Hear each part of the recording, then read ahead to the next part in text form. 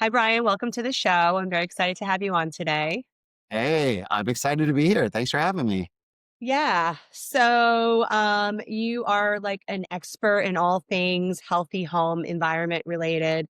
And I want to have you share with our listeners today about how they can help create a healthy home environment for their families, especially when it comes to things like mold and biotoxins. So, if you want to start off with sharing a little bit about who you are and kind of how you got into this expertise. Yeah, absolutely. So my name is Brian Karr. I am the co-founder of a company called We Inspect and a second company that's called the Dust Test. And really, my whole world is air quality, uh, biotoxins, mold. That's really where I live. And it's An inside environment, correct? Or is indoor it the environment. Yeah, Yes, got it. indoor environment specifically. Yeah, and the way that I got here is like most people in this space, like people don't just wake up and they're like, I want to dive down the mold path of helping people, right? And Right. many people, it's health practitioners. There's far fewer of people like me out there on the environmental side that do it, but it's it's not a thing that you're just like, oh, this is naturally what I do. Generally, people have something that happened to them or a family member or something close, and then just kind of like pull the curtain back, like, whoa, this is a thing. It's a big And deal.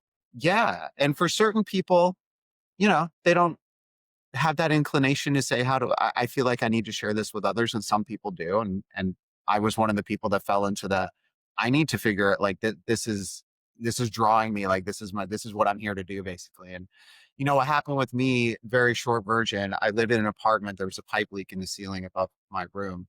Water fell down onto my bed. It was a lot of water.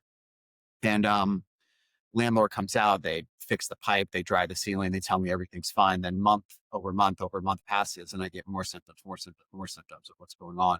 For me, it was neurological stuff, and then it was skin was the secondary manifestation of it. So neurological being more so slow thinking. I'm generally really quick. You can already tell I talk fast. Like it's just kind of like how I am. I was slower. I wasn't thinking as fast as I normally do. Like I was noticing that, and that was like really weird. I wasn't able to recall things as quickly as I normally could. And then I go to wash my face one day in the mirror, and I see eczema is broken out all over my face. Wow. And Like this, overnight. yeah, this was all within the period of like 2 months, basically. And the reason that I lucked out in this situation, this is why I kind of feel like people are meant to do something for a reason. I'm always like, as things happen for a reason kind of guy. I was dating at the time the woman who's now my wife, but we were very early on. Her dad, his name is Mark Levy, literally one of the top experts in this field in the entire world. Wow. And so I start telling her what's going on. She's like, you have a mole problem in your house. She's like, Right, because she's family, aware. it's the family business. Like it's what they've been doing forever. And while she may not have been in it herself going into the homes, she would talk with people on the phone and help coach them. And like she really knew this stuff. Yeah, she was educated. Yeah, I was like, oh, okay. And so, long story short, her dad comes out, finds a whole bunch of problems that the landlord said there was no problems. And lo and behold, that's why all this stuff was happening, right? And you get like your landlord and your kind of normal local mold inspector who's like, no, everything is fine because that's what happened to me. They're like, oh, air tests are fine. There's nothing wrong here. It's dry. There can't be mold if it's dry. Lo and behold, none of that is actually true. And that's just what people say because they have no freaking clue what they're talking about. And this is a fundamental reason why people have these like ongoing health issues that they're dealing with. And like you go to your general doctor and they're like, well, your blood looks fine and your this panel looks fine. And like kind of the standard things you look for look fine. Like, I don't know what's wrong with you. I guess you're getting older, or I guess it's in your head, or I guess whatever, whatever. And they don't know the problem. They don't know why, right? And so, that leads into what functional medicine is and that it gets to the why. The panels are much deeper. They're looking for specific things. There's a larger understanding of how to diagnose what's actually going on in the human body to solve that problem, right? So what we do is functionally the same thing. We're the same thing as a functional medicine doctor or practitioner who is trying to figure out where is it coming from? What's the origin point? How is it like cascading and transitioning throughout the space? So we can create a plan within the house that's going to solve that problem. So your exposure in the house then goes down because we've solved that problem. And now all of a sudden you're feeling better, or you're on the path to feeling better, where your detox protocols and things like that will be much more effective. And so that's really what we do, and at a high level. And it's now why, I've been doing this now for over 10 years. Our family's been doing it for over 25. And it's why We Inspect is recommended by functional doctors all over the country. We get referred people from everywhere. We service the whole country. Our primary inbound is doctors sending us their patients because they know we find the problems that allow them to get their patients better. And so that's ultimately the high level of who I am, what we did, how I got here, all that stuff. I love that. And, you're totally right. Like things happen in our lives for a reason to help get us on our path of purpose, right? So that light, that leak in your apartment was a blessing. Completely 100%. agree. I completely agree. At the time, I Yeah. didn't feel like it. And for everybody listening, like at the time when something isn't ideal, like you're like, but a lot of this stuff, like if that didn't happen, something else wouldn't have occurred, right? You wouldn't have been here on the show listening to this. You might not have got this piece that then changes your life down the road because you figure something out, right? So Right. Yeah, so true. So, I would love to dive deeper into kind of about what We Inspect does and how you're different from, like you mentioned, just a typical air quality control where they come in, they're checking for mold spores in the indoor air, comparing it to the exterior outdoor air and seeing if there's a big fluctuation in mold spores. Like that's what I know of for mold testing. So I'd love to learn more. well, it's funny because that doesn't work. And it's been proven not to work. Yet the mold inspection industry, it's not regulated, right? Like anyone could go out and get a certification in a weekend. It's not. It's expensive too, by the way. Which part? Getting, your air quality checked with these, mold tests that are, I guess, not accurate. Yeah, it can be, and it depends, right? And it's so interesting. I really correlate everything back to functional health in the body because it's the same concept, right? And so, like the person who's coming in your house and doing an air sample, one air sample in the middle of your house, one in the middle of a room, whatever it might be.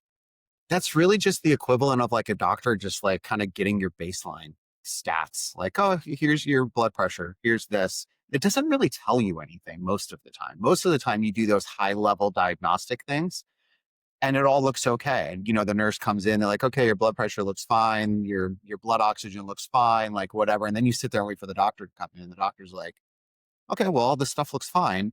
So what's going on, right? That's kind of what walking into a house and doing an air sample in the middle of a room does. And the reason is two things. One, if you put an air pump in the middle of a room to collect an air sample, the intention of that action is to figure out what's floating around in my air and what's happening, right? So that's the goal of what they're trying to do. Now, here's the problem with that. One, that air sample pump, if you, many people, and I'm pretty much probably nobody has seen this. There are these things that are called like smoke pens. I don't know if you've ever seen those, but it's a little like, think that you're holding like a little hose or something and smoke comes out of it. And the purpose of it is to understand how airflow is moving in a house. So you can see like, oh, air's getting sucked over here. So it's just a way to visualize like airflow patterns, right?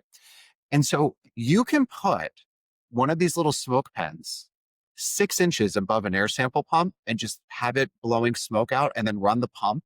90% of the smoke goes right by the pump.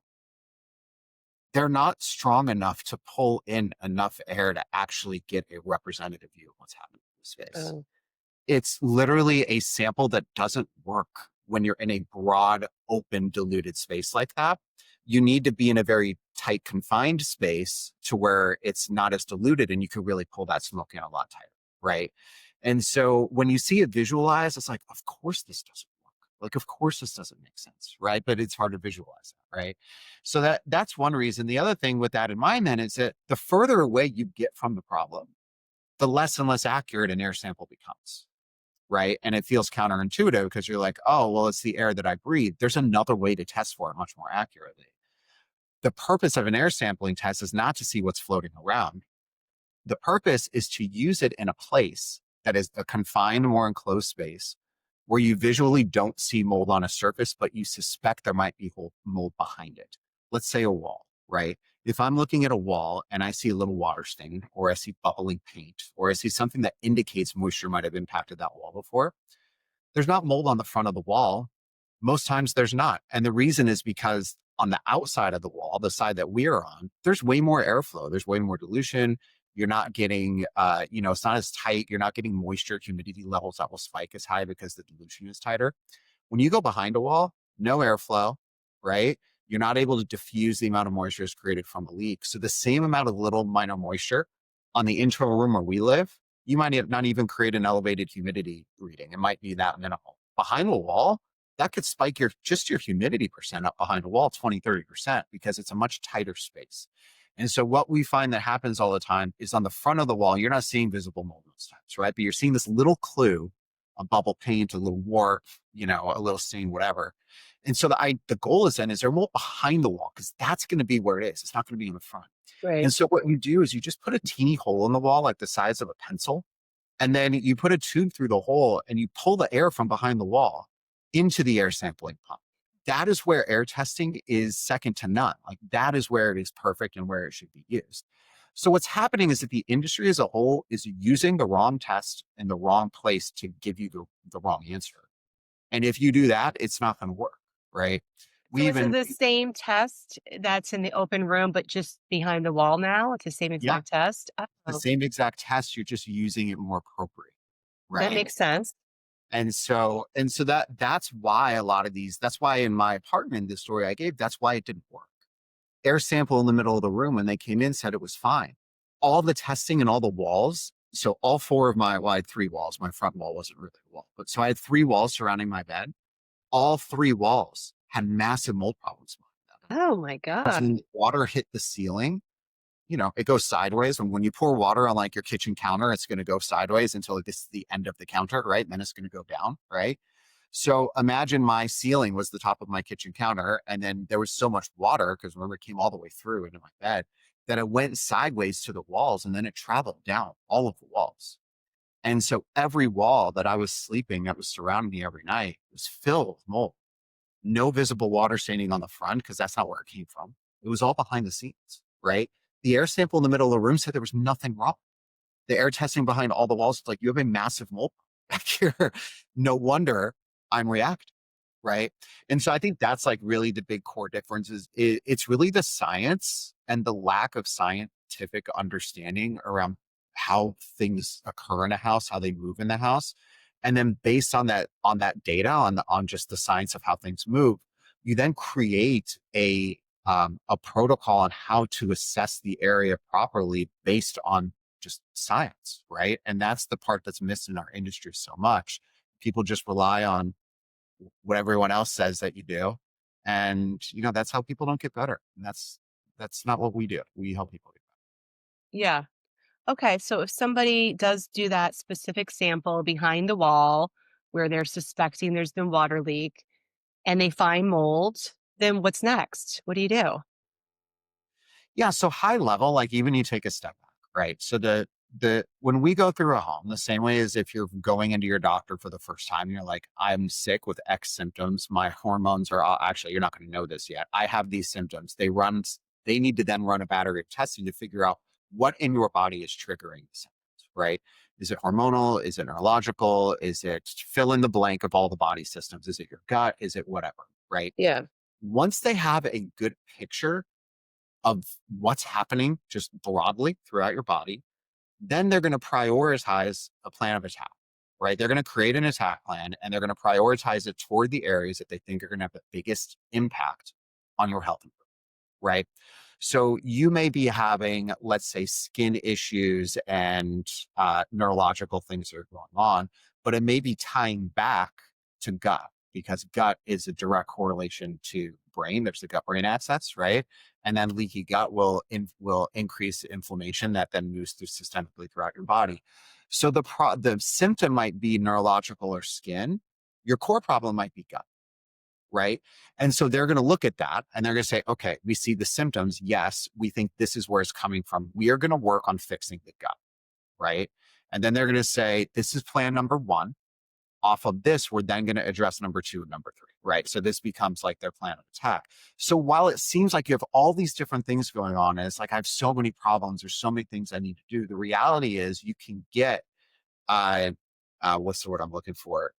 Like an improportionate return on benefit if you attack the thing that has the biggest impact downstream, right? We look at the house the same way. We're not going to do one of those tests in the house. We're probably going to do 20, right? The goal is to figure out all of the areas where there is a hidden mold issue that we can find.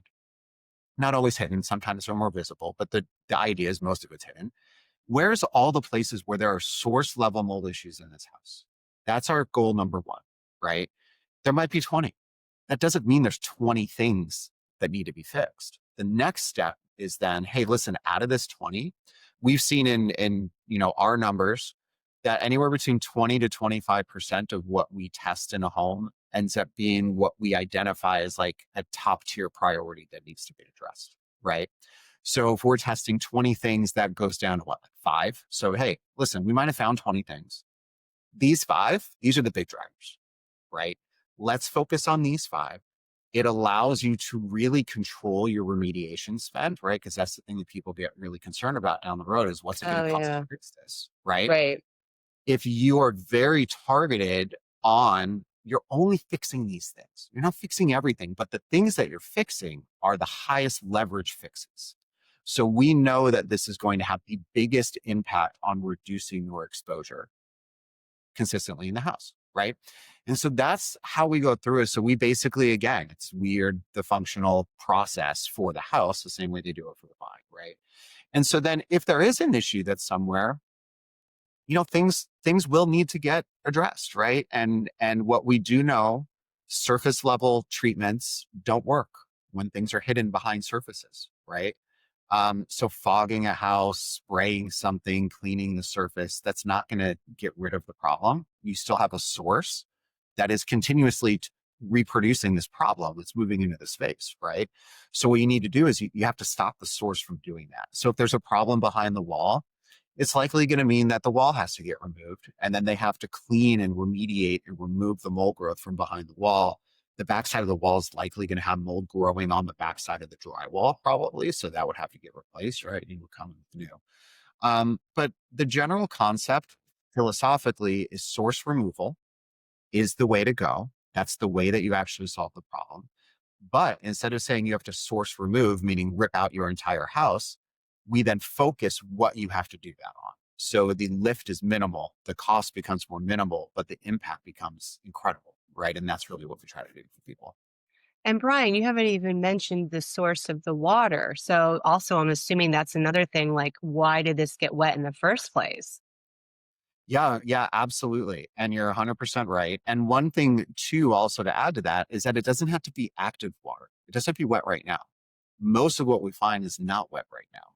And this is, I think, the other if air testing is one of the biggest misconceptions, and this is the second. And the second is that there has to be water right now for there to be a mold problem.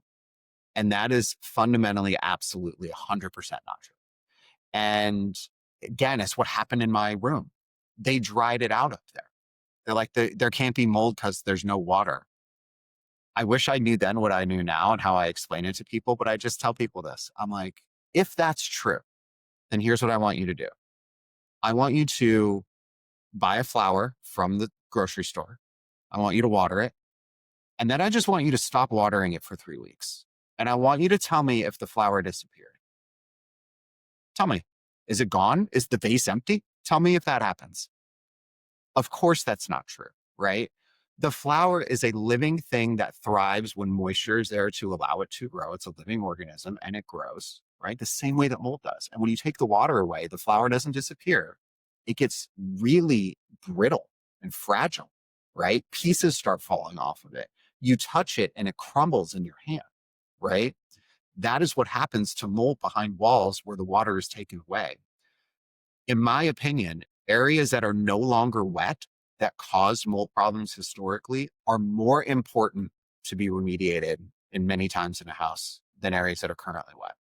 Because when an area that's dry or when mold becomes dry, It's not just about spores coming off. Again, let's go back to science and research papers that talk through this. Spores come off, that's fine. The whole colony is still part of this equation. And when the water goes away, the whole colony now can shatter or break apart. And there's studies out that show that the amount of fragments that can break off of a colony can be 500 times the amount of spores that are produced. And they spread and can make new colonies? So, one, they can spread and make new colonies if the water comes back, Okay. right? So they're like seeds, right? The spores are like seeds. Two, they can spread and just get into the airflow cycle of the house. Now, the thing about these particles and why I think they're more important many times is they are so much smaller than the size of a mold spore that our bodies cannot filter them when we breathe. Oh, wow. So like your nose and your throat have filtering to protect your lungs, right? And so think of like when people are fishing and they have those fishing nets, and they're like, let's say they're trying to catch a shark. So the space between the net connections, they don't have to be very small because the shark is giant and it's going to connect them. Yeah. But the teeny tiny little fish that swim through that net are going to go right through that net because they're smaller than the size of the net connections, right? So the particles are like those tiny fish. They fly right through. Our Mhm. body can't keep them out. And this is why I think they're so much more important because you get a higher load of these teeny tiny microfragments that break off of it. And those fragments can still be carrying the toxin that was produced by mold. The toxin just covers it. And so that can be a direct pathway in your body. And then you start talking about the air and how it impacts our body. And this is just another opinion of mine after digging into things a lot. There's a lot of information, obviously, about the food that you eat, the water you drink, how important all this stuff is. And yes, of course, right? But when we dial back and say, how is food and water getting into our body and what body system is it impacting? And then how is it moving? It's going straight to your gut. So Right. it's food, water, direct line to gut. And then obviously gut can do things, right? You can get out of your gut. You got all the things to talk about. So those things, while important, are impacting one singular body system directly. Now they'll indirectly go to others, but their direct impact is one singular body system. The air in our space directly impacts three different body systems in our body. It's the only thing outside of our body that impacts more than one direct body system. One, your lungs, obviously, your breathe is going to go through your lungs. That one's obvious, too. Okay. Two, it directly impacts your gut. So I learned this from Dr. Jill Christo, who's one of the leading mold experts out there. And we were talking on my podcast about this. And she's like, when you breathe through your nose. Yeah. If there's mold and particles in your space, it gets into your sinuses, it gets You into swallow your it. postnasal drip goes straight to your gut. She's like, you are seeding your gut with your indoor environment. Meaning, if you have high mold loads or you have toxins in your house, you're now throwing off your gut's entire microbiome because you're feeding in more fungus, more toxin, which is then going to make the whole ecosystem off kilter and start fighting itself more. That's when you start getting more leaky gut issues. You start getting more full body systemic inflammatory issues. You start seeing internal production of biotoxins because now you've created more of a war zone within an area that was not as much in the war zone. It's a huge impact on the gut, which impacts a lot of things, but it's not from the food. It's from air that you're breathing also, right? It's not only food. Air does it too. The third body system, so we talk lungs, we talk gut. The third is your skin and Good. your body, Yeah. your absorption of particle coming into your skin. So three direct impacts to body system where everything else that's coming in from the outside is impacting one. And so you're talking about the compound effect of air quality on people. And this is why, in my opinion, there's so many complex health issues going on. Yeah. And there's such a big connection to the indoor environment to them because the indoor environment is triggering multiple things at the same time. And That's it's scary. crazy. It is crazy and it makes perfect sense. So, yeah, especially people with these weird chronic symptoms, they end up, going doctor after doctor, and then they end up going to, like you mentioned, maybe a functional medicine practitioner because nobody can really identify root cause or causes, right? And like throwing things at the symptoms is not going to work, right? So, they're looking for the mold. And then I'm sure you see, like, once again, you also mentioned this, like, you're remediating the mold in the home, you're clearing up that indoor air quality, but then they still have to detox their bodies and, uh, you know, heal from this exposure. Yeah. And what's interesting about that, and again, there's just more and more information and data now supporting this. But Yeah. if you think about detoxing, what you're actually trying to do is get rid of things in your body that shouldn't be there, right? Like that's Right. right. And so you're basically taking things in and then trying to send them out. Right. Fundamentally, if you're taking in more than you can send out, then your detoxes are not going to be effective. Right. And so this is what happens a lot with people. So a lot of times what we see is that they'll go and they'll start a detox Yeah. and they'll make an initial improvement, right? Yep. Maybe just because they had so much of a load, like it's helpful to just get out maybe like layer one of the load, right? Right. And they'll see an initial improvement and they'll be like, oh, this is cool. This is working. And then what will happen is after a relatively short period of time, they'll either plateau or they'll actually start to kind of regress. So just Mhm. or just progression will slow and they'll kind of hit a plateau. And the reason is that they've sort of balanced out the amount of stuff that's coming in from the outside versus what's even possible to get out from, to send it out. So if you're thinking of that as a mathematical formula now at this point, you have input plus, minus output equals total load, right? So Right. whatever's coming in minus whatever I'm able to get out equals whatever's left over that's impacting me. If you can't get any more out because you've maximized that, that means you've plateaued or you're regressing, right? You've hit that point. Then the only way to fix this problem is to reduce what's coming in. That's the only way Yes. to fix it. It's math. Right. And so that's what happens with a lot of people.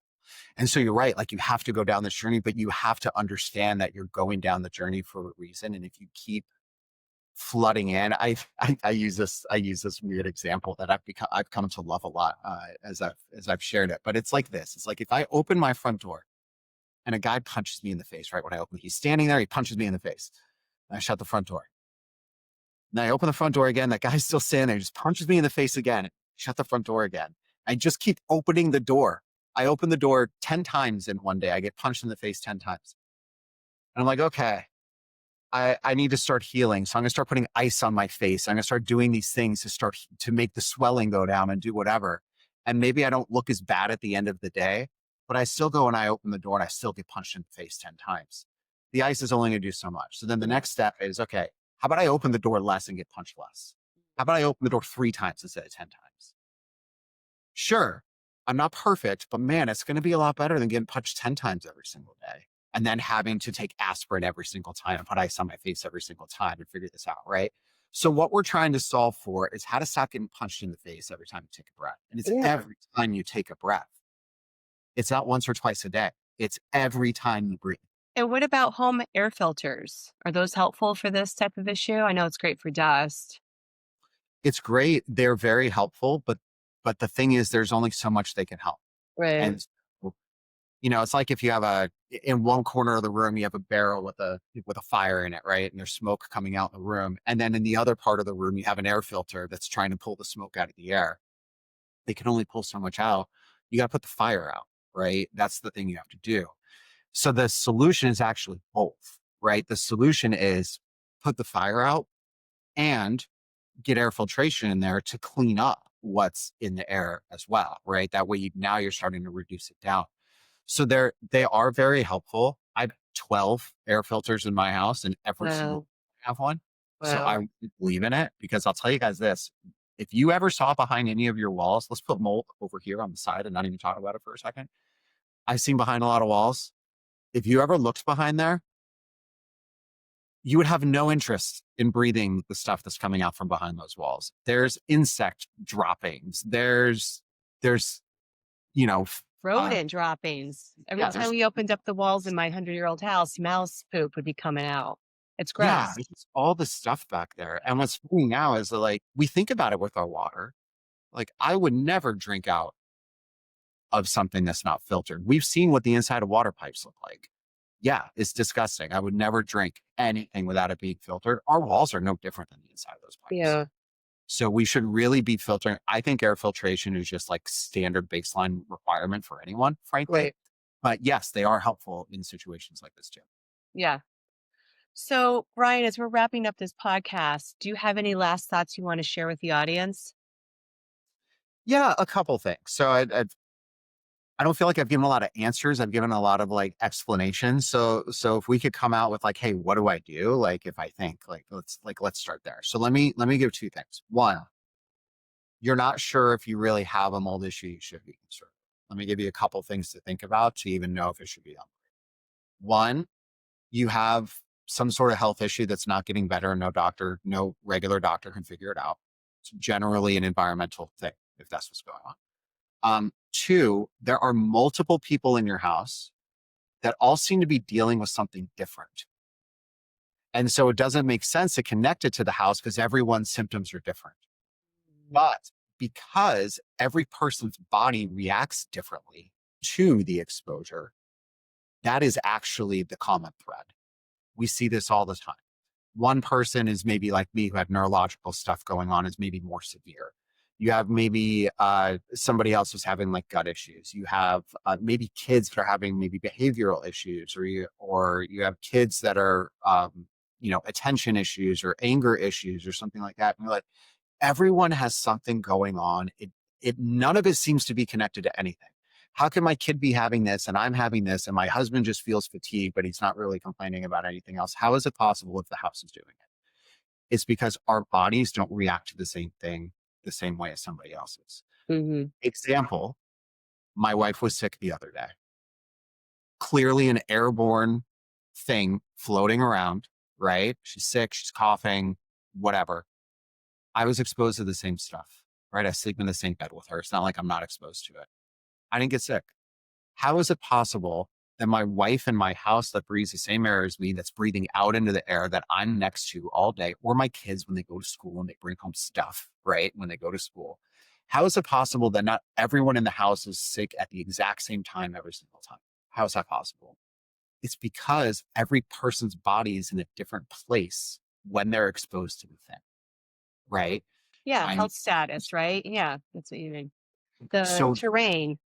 yeah, your terrain is all different. It's genetically, it's current health position, it's whatever you're dealing with, right? So, long story short, if you're seeing multiple people in the house dealing with like a lot of different things that don't make a lot of sense, environment is it got to look at it because a lot of times that's the driver that no one thinks about, right? So I'll give you so those are two things to think about. Now, if you're like, okay, how do I know if the environment is the thing? If you're telling me air samples don't work, and I'm not trying to have somebody go put test 20 areas in my house tomorrow, right? If I don't know, then what you can do is I mentioned at the top, another company that I helped found was called the dust test.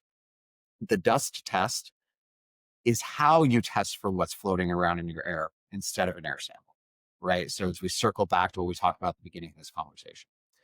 So here's what the science shows. As you walk and move through any space in a home, in a building, every step you take, every movement you make, every time I sit and plop my butt down in a chair, I am popping up settled particle into what's called a personal cloud. That means every time you walk around, you are basically redisturbing settled dust, if you will, settled particles up into your breathing zone. You are becoming your own exposure path as you walk around. The dust is what the exposure path is. So if I want to figure out like what am I breathing on a regular, but I want it to be a more accurate reading and not a snapshot of time of like, did I walk here just a second ago? Did I not walk here a second ago? How do I figure out where to take the sample from? You go to the root of where the sample comes from, and that's settled dust in the house. The science shows that it recirculates constantly. By analyzing dust via the dust test, what it's going to do is it's going to show you how much mold is in your house, how many molds have the potential to be toxic, and if they're elevated, if they're high, if they're not high, right? It's going to give you a very good diagnostic read of effectively current state of what's settled in your house, meaning what I'm breathing every single day. That becomes your starting. And that's an at-home test kit that anybody can do. And it's Oh, that's super, great. right? It's at thedusttest.com. That's where you would get that. It's no different than these at-home, body tests that you do, right? You order a test, you do it, you get the results back, right? Now, what's cool on the back end of that is that We do phone consults on the back of that as well. So it's like, hey, here's my results. What does this mean? Well, the dust test was founded by the company who does inspections and understands how a home works, right? And so then we can talk about like, hey, you're seeing this mold. This actually indicates this type of situation. Here's some things to consider. Here's what next step. Mm. Right. So we really wanted to be able to help kind of take down the barrier of the um what's the word I'm looking for? The like unsureness. That's not the word I want to look for, but like, do I have a problem? Do I not have a Yeah, problem? the uncertainty. Thank you. Uncertainty is the word. We wanted to pull that barrier down for people in a way that's cost effective, that gives them real information that they can then make decisions on and decide what their next steps are. And so that's what the dust test is for. I love that, and then that might lead to then re-inspect, where you have to do more intensive behind the wall testing and remediation. But I do like that there's a way to do it without having to poke holes in 20 spots of your house. Yeah, and honestly, your situation determines what your next step is, right? Like, if an inspection doesn't make sense for you, that's a real conversation that we have, right? Like, what are your goals? What are you trying to do? And a lot of times that gets into, where do you live? What's the value of your house compared to what? No, are you even open to? Would you rather just move because you have equity and you want to do that versus digging into it and spend like, where's your head at? Right? Because Right. we could figure out where it's coming from, or we can help kind of talk through like how you navigate other alternatives. And guys, I know I just gave a whole lot of situations where it's always a problem. It might not be. It might be like, hey, this isn't that bad. That's where we talk about air purifiers. We talk about, hey, what I would do is I'd probably implement these air filtration systems, implement this cleaning regimen, something like this on a regular basis, right? Keep an eye on these things. You could always do another test in 6 months or a year if you want to and see where you're at, right? And that's a path too. Yeah, that's awesome. Well, Brian, this was so informative. I think it's really helpful for moms listening just to understand and feel empowered. If their intuition and gut is saying, I think there's something, toxic in my home, but everyone's kind of like, no, it's fine, it's fine, it's fine. It's helpful that they can, dig deeper and really listen to that intuition. Can I just add one thing to that? That just like triggers something that reminded me. I had a conversation about this recently with someone. I think gut feelings are the single most accurate thing that we have to rely on in terms of if something is good or bad or right or wrong. It's interesting because your gut has no rationale.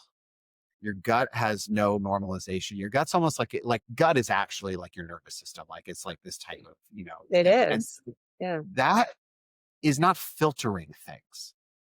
The time it takes for that information to get to our brain, and our brain then starts going through our predisposed belief system that we have in place to decide if we think it's realistic or not, and almost put a probability chance on whether or not we think it's a real thing or not real thing. The problem is our brains, if they don't understand this stuff and you haven't fed it the information of what's true, our brains are going to normalize it. And Right. they're going to look at what other people are saying, and and then it's going to come back to you. This little computer in your brain is going to come back to you and be like, no, we've analyzed this feeling and we don't think that it's real. Yet it is. So you have your operating system in your brain is like running off of improper information. It's almost like if you open a ChatGPT project and you fed it the wrong information in like a project, Right. and then you're asking it questions, it starts giving you information based off of the wrong, information you fed it, right? And so I am a huge, huge believer on if you are getting, quote, the gut feel, lean into that and investigate that before your brain tells you that you don't need to worry about it. I think the Yeah. gut things are the most accurate indication of stuff going on in our lives. Yeah, the brain needs more information, and so just keep searching, keep digging, right? And the internet's really blown that up to make things more accessible for people to get the answers directly, right? Without just trusting, quote unquote professionals. Well, Brian, this was awesome. I learned so much from our conversation today. So thank you so much for coming on the show. Hey, thank you so much for having me. I appreciate it. Well, I hope you enjoyed today's episode with Brian. He was a wealth of information regarding everything mold, biotoxin related, and really how to keep your family safe, because recognizing that our homes environments can be toxic and can create so many different health symptoms and challenges for individuals. And additionally, if you're looking for some individualized functional medicine support, I'm excited to announce my functional medicine practice is now available virtually. Go to drlaurabrayton.com and click the link for Become a Patient to get more information and to schedule your 15-minute discovery call so we can talk and meet and I can learn more about how I can support you in optimizing your health and wellness. And if you enjoy listening to Well Adjusted Mama, please leave us a review. Go to rate this podcast / Well Adjusted Mama. Leave us a review so we can spread the word and help more parents and mamas learn about the great information shared here at Well Adjusted Mama.